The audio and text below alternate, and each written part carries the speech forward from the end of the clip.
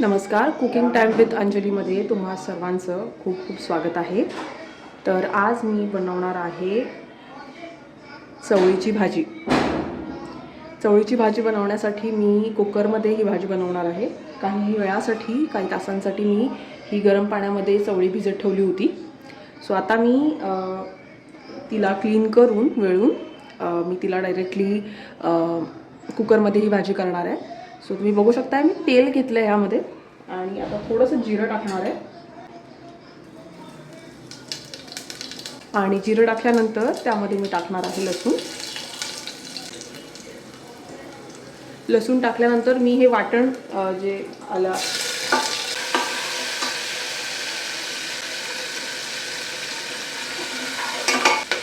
तर मी ह्यामध्ये वाटण टाकून घेतलेलं आहे, जे कांदा खोबऱ्याचं वाटण असतं आणि कढीपत्ता सुद्धा ॲड करून घेतलेला आहे। वाटण मी थोडंच टाकलं, तुम्ही बघू शकताय। खूप वाटण नाही टाकायचं, त्याने सुद्धा टेस्ट मध्ये डिफरन्स येऊ शकतो। आता त्यामध्ये मी हिंग टाकते, त्यानंतर हळद आणि मग ह्यामध्ये मी टाकेन मसाला।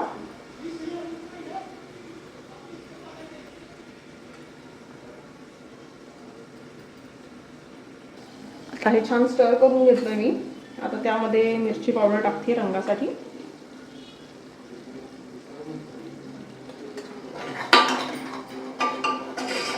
आता छान परतल्यानंतर मी यामध्ये टोमॅटोज टाकणार आहे। So tomatoes are actually optional, if you want you guys can add tomatoes. Otherwise नसेल तुमच्याकडे किंवा तुम्हाला नसेल आवडत तर तुम्ही ते स्किपसुद्धा करू शकता। अदरवाईज जर तुम्हाला आवडते आणि यू थिंक की that makes it more tastier तर तुम्ही टोमॅटोजसुद्धा त्यामध्ये ॲड करू नक्कीच शकता। आता यामध्ये मीठ नव्हतं टाकलं मी, सो आता मी मीठ ॲड करते, चवीनुसार मीठ।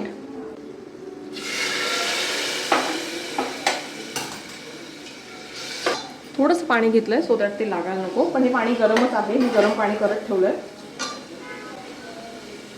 आता तुम्ही बघू शकता चवळी मी यामध्ये ॲड करते। आता छान त्याला हीट लागलेली आहे आणि मसाल्यासोबत छान त्याला परतून सुद्धा घेतलेला आहे।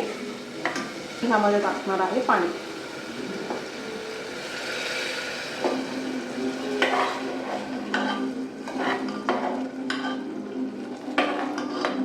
ऑलवेज मेक शुअर की तुम्ही गरम पाणी ॲड करताय, थंड पाणी बिलकुल ॲड करायचं नाही।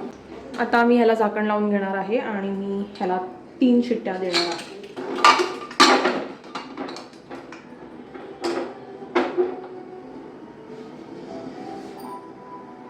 तुम्हाला जर ही रेसिपी आवडली असेल तर नक्की मला कमेंट्स करून सांगा। ही भाजी आपली तयार झालेली आहे। तुम्ही बघू शकता किती सुंदर ही भाजी दिसतीये आणि तिचा घमघमाट आपल्या घरामध्ये सुद्धा दरवळतोय। त्यामुळे नक्की ट्राय करून बघा, खूप इझी रेसिपी आहे आणि कमेंट्स करायला बिलकुल विसरू नका। आणि चॅनलला सबस्क्राईब केलं नसेल तर चॅनलला सबस्क्राईब करा, व्हिडिओला लाईक करा, कमेंट करा, शेअर करा तुमच्या फ्रेंड्ससोबत। आणि thank you so much for watching. Bye bye.